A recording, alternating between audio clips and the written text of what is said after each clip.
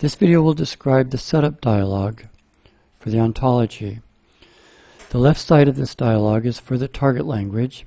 We have the target language font, the target language row heights, etc. And the right side of this dialog is for the source concepts. Let's talk about the left side first. We can choose the target language font.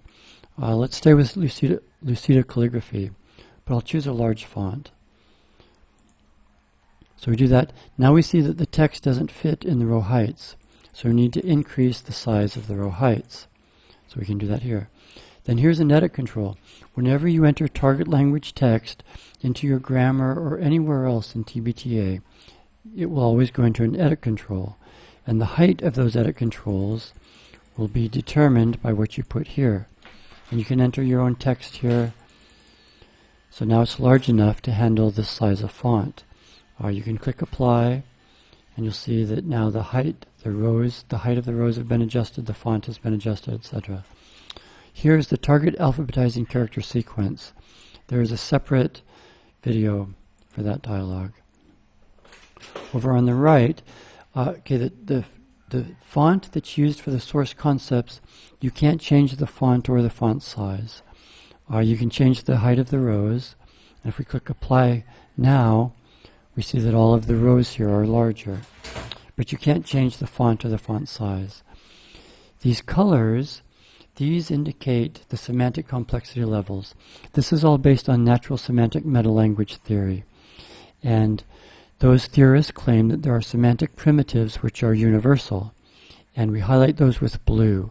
None are visible right now. Okay, here are some. So when the cell is blue, these concepts are universal, according to natural semantic meta-language theory. Most of the words have a yellow background.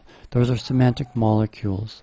Those are semantically simple. They're more complex than the primitives, but still sufficiently semantically simple that we believe they'll be close to universal. If the cell is purple, that means they're complex. And you will have to activate those complex concepts if your target language has a good lexical equivalent. There are some source concepts that only occur in what we call vocabulary alternates.